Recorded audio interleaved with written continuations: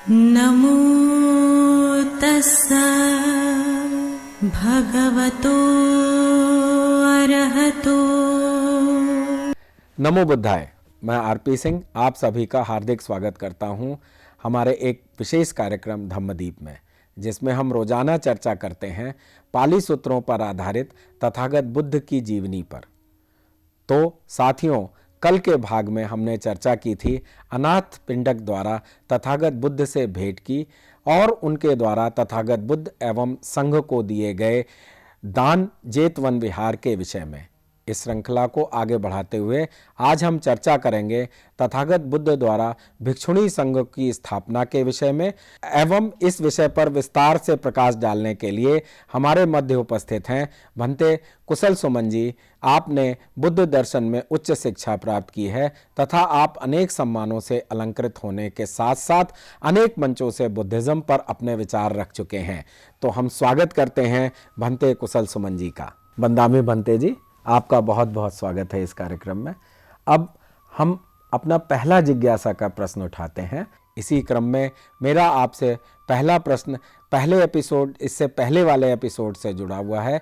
उसी संदर्भ में हमारे एक जिज्ञासु जानना चाहते हैं अनाथ पिंडक राजकुमार जेत के बीच वारदात के विषय में एक बार पुनः संक्षिप्त में जानकारी दें। नमो तस्सा भगवतो अरहतो सम्मा संबुद्धस्स। नमो तस्सा भगवतो अरहतो सम्मा संबुद्धस्स। नमो तस्सा भगवतो अरहतो सम्मा संबुद्धस्स। सर्वप्रथम मेरे आचार्य श्री के पुण्य चरणों को कोटि कोटि नमन हो। फिर मेरे उपाध्याय भंते के पुण्य चरणों को कोटि कोटि नमन। बहुत बहुत धन्यवाद आपका आरपी सिंह जी। हमारे एक जिज्ञासु हैं जो जानना चाहते हैं अनाथ पिंडक और राजकुमार जेत के बीच में जो वारदात हुई थी वो घटना क्या है। ऐसी बात है, जब अनाथ पिंडक ने तथागत को राजगृह में अपने ससुराल में भोजन के लिए आमंत्रित किया था, भोजन के पश्चात अनाथ पिंडक ने तथागत के सामने एक छोटी विनती रखी, निवेदन किया कि अनाथ पिंडक अपने शहर या गांव श्रावस्ती में तथागत और उनके संघ के लिए 4 महीने के वर्षावास के दौरान रहने का प्रबंध करना चाहते हैं। इसकी अनुमति पाते ही अनाथ पिंडक राजगृह से श्रावस्ती लौट आते हैं। जब श्रावस्ती से आ रहे थे तो बीच रास्ते में उनके कहीं घनिष्ठ मित्र थे। हर जगह पर उन्होंने अपने मित्रों से कहा कि इस रास्ते से कुछ महीनों बाद तथागत बुद्ध और उनका संघ आने वाला है, तो कृपया करके आप इस रास्ते की मरम्मत करवाएं, आसपास में पीने के जलाशय खुदवाएं और रहने के इंतज़ाम करवाएं, ताकि तथागत को, बुद्ध को कोई तकलीफ़ ना हो, उनके संघ को कोई तकलीफ़ ना हो। और इस प्रकार जब अनाथ पिंडक श्रावस्ती लौट आते हैं, लौट आने के बाद वे एक स्थान की खोज करते हैं जो बुद्ध के लिए और उनके संघ के लिए रहने के लिए पर्याप्त हो, शांत हो, एकांती हो। तो इस जगह की खोज में उन्हें एक छोटा वन पसंद आता है, जो उस समय के राजा, उनके पुत्र अर्थात राजकुमार जेत का वो वन हुआ करता था। राजकुमार जेत इस वन में मनोरंजन किया करते थे। तो अनाथ पिंडक पहुंच जाते हैं राजकुमार के पास। पहुंच के कहते हैं कि मुझे आपका ये वन बहुत पसंद आया, मुझे ये खरीदना है। राजकुमार, राजा का पुत्र, उसे धन की कोई कमी नहीं, तो वे क्यों बेचेगा अपना वन। तो राजकुमार जेत ने मना कर दिया अनाथपिंडक को बेचने से। अनाथपिंडक डटा रहा, कहा कि इसका कुछ तो भाव होगा, कुछ तो मूल्य होगा, जितना भी होगा मैं अदा करने के लिए तैयार हूँ। और फिर नाराज़ होते हुए राजकुमार ने कहा, ठीक है, जितने भी तुम ज़मीन पर सोना बिछा पाओ वो सारी उतनी की ज़मीन तुम्हारी। तो अनाथपिंडक कहता है, ठीक है, डन। तो जेतवन हैरान हो जाता है, राजा जेत हैरान हो जाता है। सॉरी, राजा जेत नहीं और ना ही जेतवन, एडिट में काट देना, जहाँ से मैं बोल रहा हूँ वहाँ से उठाना। राजकुमार जेत हैरान हो जाता है और वे घबराहट में पूछता है कि नहीं, मुझे ये नहीं बेचना है। तो अनाथपिंडक कहता है, आपने इसका मूल्य तय कर दिया और मैंने ओके कर दिया है, अब आप मुंह नहीं कर सकते। तो राजकुमार हताश होकर कहता है, ठीक है, जैसे तुम्हारी मर्जी। अनाथपिंडक बैलगाड़ियाँ भर भर के सोना लेके आता रहा, बिछाते रहा। सोना बिछा दिया सारे वन में। कुछ जगह और बच गई थी, जो गेट के पास का एरिया होता है, उतनी जगह बच गई थी। तो वो अपने उन नौकरों को दोबारा से सोना लाने के लिए भेज ही रहा था कि इतने में राजकुमार आ जाता है और कहता है, कभी ज़मीन का इतना भाव होता है। तो वे कहते हैं, अनाथपिंडक इसके उत्तर देते हुए कहते हैं, आपको नहीं पता, ये जो ज़मीन मैं आपसे ले रहा हूँ, यहाँ पर बुद्ध आने वाले हैं अपने संग के साथ। अगर कोई एक व्यक्ति भी श्रावस्ती से बुद्ध की देशना सुनकर, प्रवचन सुनकर, अगर वे अरहंत बन सकता है, तो मेरे धन का क्या मूल्य उसके सामने।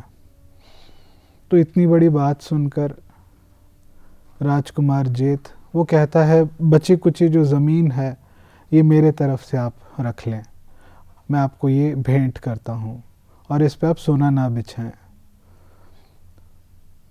अनाथपिंडक भी खुश होता है, उसे लगता है कि राजा का पुत्र है, काफ़ी लोगों में इसकी पहचान है, अगर ऐसा व्यक्ति बुद्ध की शरण आएगा तो ज़रूर राज्य का भी भला होगा। तो अनाथपिंडक स्वीकार कर लेता ये भेंट।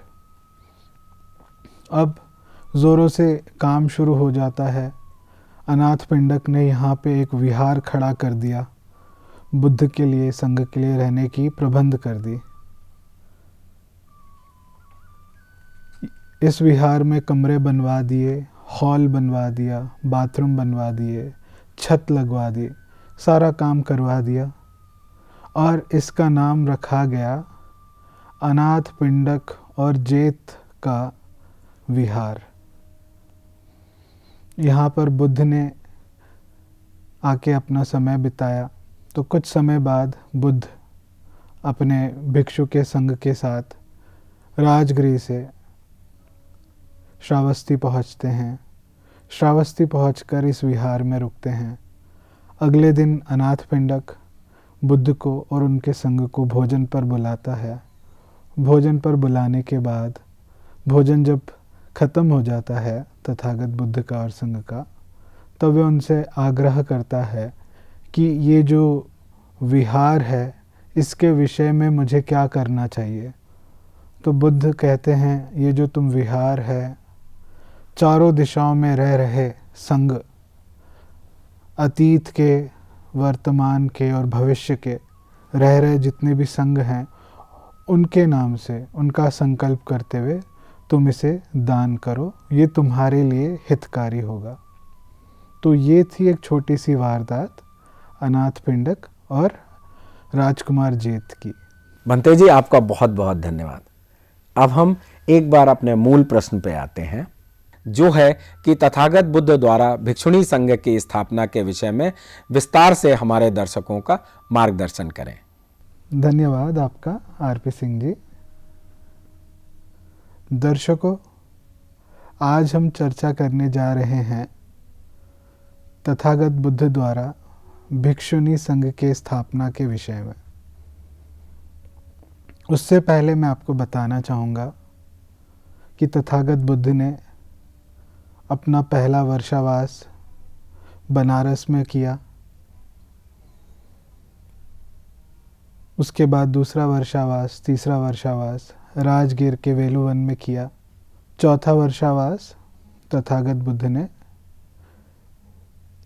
जेतवन आराम में किया और पांचवा वर्षावास वैशाली में किया। तो सूत्रों के अनुसार ये जो चौथा वर्षावास है उसके दौरान एक बहुत प्यारी घटना होती है नंद के साथ।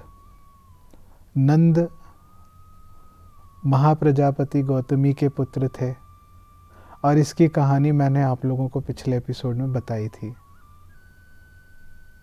अब ये जो पांचवा वर्षावास हो जाता है वैशाली में, इसके बाद कुछ घटनाएं घटती हैं, जैसे कि राजा शुद्धोदन, इनका निधन हो जाता है, वे अरहंत बन जाते हैं। अरहंत की अवस्था में उनका निर्वाण होता है, परिनिर्वाण होता है। इसके बाद ये जब घटना घट जाती है, तथागत अपने रिश्तेदारों से मिलने कपिलवस्तु जाते हैं। कपिलवस्तु जाकर निग्रोध पार्क में रुकते हैं, जहाँ पे वे रुके हुए थे। तथागत जहाँ ठहरे हुए थे, वहाँ पर उनकी माता महाप्रजापति गौतमी तथागत से मिलने आती है।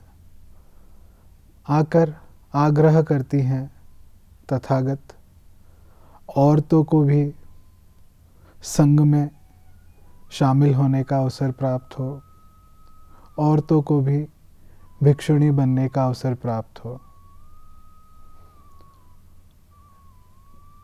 महाप्रजापति गौतमी की यह बात सुनकर तथागत ने कहा, ये संभव नहीं है, ये संभव नहीं है। और ये बात दोबारा रिपीट की जाती है महाप्रजापति गौतमी द्वारा। वे चाहती हैं कि औरतों को भी मौका मिले कि वे भिक्षुणी बन पाएं, निर्वाण के मार्ग पर चलें, अरहंत बने। दूसरी बार भी ये आग्रह करने पर तथागत ने मना किया, तीसरी बार भी मना किया। इस वारदात के बाद महाप्रजापति गौतमी हताश हो जाती हैं, दुखी हो जाती हैं और तथागत को नमन कर कर, आदरपूर्वक नमन कर कर वहाँ से चले जाती हैं। तथागत को जब तक कपिलवस्तु में रहना था वे तब तक रहे। उसकी बाद तथागत वैशाली की ओर बढ़ के आते हैं। दर्शकों को मैं बता दूं, कपिलवस्तु आज का जो नेपाल है वहाँ पे स्थित है और वैशाली बिहार में है। तो इस यात्रा के दौरान बहुत छोटी छोटी और घटनाएं घटती हैं, मगर हम हमारे विषय पर टिके रहेंगे। आज का जो विषय है उस पर टिके रहेंगे। तो तथागत जब वैशाली लौट कर आ जाते हैं, वहाँ पर आने के बाद इस दौरान महाप्रजापति गौतमी अपने केशों को काट देती हैं, बालों को काट देती हैं और पीले वस्त्र धारण कर लेती हैं। और इसी प्रकार उनके साथ और भी कई सारी महिलाएं, वे भी अपने केश काट देती हैं, पीले वस्त्र धारण कर लेती हैं। नंगे पैर कपिलवस्तु अर्थात नेपाल से बिहार तक पैदल आती हैं। पैरों में छाले होते हैं, खून बह रहा होता है और वैशाली में जहाँ पर तथागत बुद्ध विराजमान थे, वहाँ पर उनके कुटिया के बाहर जाकर बरामदे के बाहर खड़ी हो जाती हैं। उनकी आंखों से आंसू बह रहे हैं, चेहरे पे काफ़ी ज़्यादा दुख है। ऐसा दृश्य देखकर तथागत के असिस्टेंट थेर आनंद, उनके दिल में काफ़ी करुणा जागती है। वे पूछते हैं, माता आपकी दशा इस प्रकार क्यों है? तो माता महाप्रजापति ने बता दिया, ये वारदात हुई थी पिछली बार जब मैं तथागत से मिली थी कपिलवस्तु में। वहाँ पे मैंने उनसे आग्रह किया था कि भिक्षुणियों को भी मौका मिले, औरतों को भी मौका मिले भिक्षुणी संघ में शामिल होने का, भिक्षुणी संघ की स्थापना की जाए। और इस बात को तथागत ने ठुकरा दिया, स्वीकृति नहीं दी। तो मैं दोबारा आई हूँ और जब तक मेरी आग्रह पूरी नहीं होगी मैं यहाँ से नहीं जाऊँगी। तो आनंद कहते हैं, ठीक है, आप कुछ समय इंतज़ार करें, मैं जाके तथागत से बात कर कर आता हूँ। तो आनंद जाते हैं, तथागत से मिलकर कहते हैं, तथागत महाप्रजापति गौतमी और उनके साथ कुछ और महिलाएं अपने केश काट पीले वस्त्र धारण कर भिक्षुणी बनने आई हैं। ये अच्छा होगा कि औरतों को भी भिक्षुणी बनने का मौका मिले, संघ में शामिल होने का मौका मिले। तथागत ने कहा, इस प्रकार की बात मत करो आनंद, ये मत कहो। और दोबारा से आनंद फिर यही आग्रह करते हैं, औरतों को भी संघ में शामिल होने का मौका दिया जाए। दूसरी बार भी तथागत ठुकरा देते हैं, तीसरी बार भी ये बात ठुकरा देते हैं। तो आनंद को लगता है कि क्या इस चीज़ को मैं कोई और तरीके से पूछ सकता हूँ तथागत से, क्योंकि तथागत ने मुझे 3 बार इस चीज़ के लिए मना कर दिया है। तो बुद्ध को चौथी बार तक एक ही विषय पर पूछना ठीक नहीं होता है। तो वे कुछ और तरीके से तथागत के सामने बात रखते हैं। आनंद पूछते हैं, तथागत क्या औरतों में भी क्षमता होती है, काबिलियत होती है अरहंत बनने की? क्या वे श्रोतापन बन सकती हैं? क्या वे सकतगामी बन सकती हैं? क्या वे अनागामी बन सकती हैं? क्या वे अरहंत बन सकती हैं? तो तथागत ने जवाब दिया, हाँ बिल्कुल बन सकती हैं। तो इसी को ही आधार लेते हुए आनंद ने तथागत के सामने निवेदन किया, देखें महाप्रजापति गौतमी, जब आप छोटे थे आपकी माता का देहांत हो गया था, इन्होंने कितने प्यार से आपको बड़ा किया, आपकी परवरिश की। अब वे चाहती हैं भिक्षुणी बनना, आप उन्हें भिक्षुणी बना दें, भिक्षुणी संघ की स्थापना कर दें।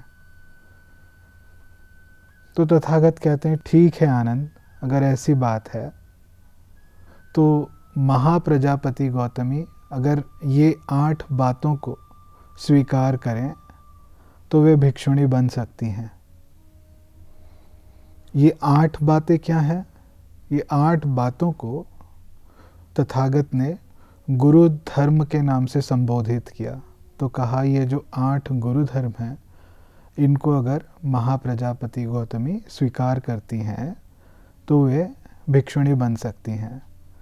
तो सबसे पहली बात, कोई भिक्षुणी चाहे वो 100 बरस तक भिक्षुणी बन के रही हो, अगर उसके सामने कोई 1 दिवसीय भिक्षु भी आ जाए, मान लेते हैं कोई आज पहली बार कोई पुरुष भिक्षु बना है, तो उसे भी उस भिक्षुणी को उठ के नमन करना होगा, उसकी वंदना करनी होगी। फिर दूसरी बात, किसी भी भिक्षुणी को या एक भिक्षुणी को अपना वर्षावास का जो समय होता है 3 महीने या अथवा 4 महीने का, उसे वे जहाँ पर भिक्षु ना हो उस जगह पर रह के नहीं बिताना चाहिए। ये ज़रूरी है कि जहाँ वो वर्षावास बिता रही है आसपास में भिक्षु रहें। ये हुई दूसरी बात। तीसरी बात, हर महीने की जो अमावस्या होती है और पूर्णिमा होती है, हर 14 दिन पर एक भिक्षुणी को भिक्षुओं के समक्ष जाना होगा और उसे 2 बातों का आग्रह करना होगा। उसे सबसे पहले जानना होगा कि इस महीने किन किन तारीख पर उपोषित रखा जा सकता है, और दूसरा उसे हर कुछ समय या हर कुछ दिनों बाद भिक्षुओं के पास धर्म देशना लेने के लिए जाना होगा।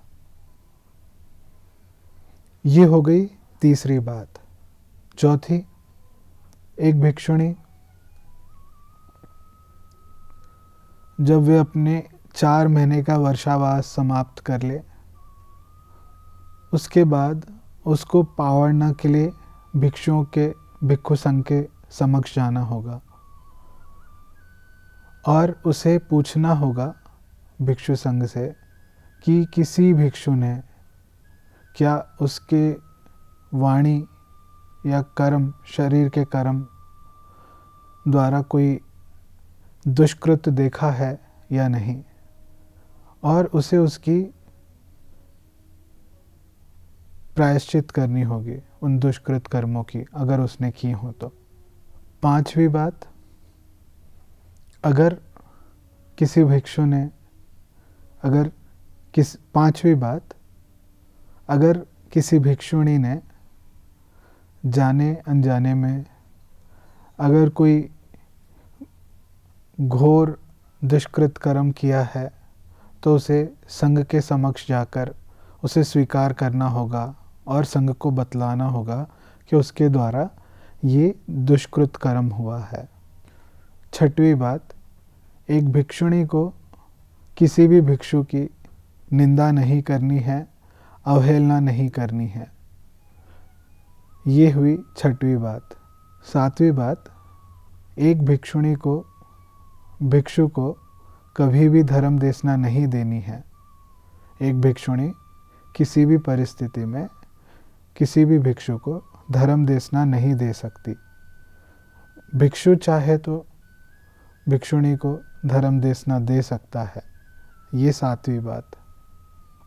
और 8वीं बात, अगर कोई श्रामणेरी हो जो भिक्षुणी बनना चाहती हो तो उसे ये ऊपर के बतलाए गए 7 विषयों का निरंतर 2 साल अभ्यास करना होगा। तो ये जो कुल मिला के 8 बातें हुई, इनको कहा गया 8 गुरु धर्म। तो तथागत ने कहा आनंद से, अगर महाप्रजापति गौतमी इन 8 बातों को स्वीकार करती हैं तो वे चाहे तो, अगर वे स्वीकार करती हैं तो वे चाहे तो भिक्षुणी बन सकती हैं। ये 8 बातों को आनंद ने तथागत से सीख लिया और महाप्रजापति गौतमी के समक्ष जाते हैं। उनके पास जाकर कहते हैं, तथागत बुद्ध का ये आदेश है कि 8 गुरु धर्म अगर आप स्वीकार करती हैं तो आप भिक्षुणी बन सकती हैं। और आनंद ने महाप्रजापति गौतमी से एक एक करके 8 गुरु धर्मों की देशना उनको सुना दी। सुनाने के बाद महाप्रजापति गौतमी इस प्रकार कहती हैं, जैसे कोई एक युवक हो या युवती हो, वो फूल से बने माला को किस प्रकार स्वीकार करता है, जिस प्रकार स्वीकार करती है, उसी प्रकार मैं ये 8 गुरु धर्मों को स्वीकार करती हूँ और तथागत बुद्ध के दिए हुए आदेश अनुसार अपनी आखिरी सांसों तक इसका मैं पालन करूँगी। तो ये जब वारदात हो गई तो आनंद ने तथागत के पास लौट के कहा कि महाप्रजापति गौतमी ने ये 8 गुरु धर्म स्वीकार कर लिए हैं और आज से वे भिक्षुणी बन चुकी हैं। ये घटना हो जाती है।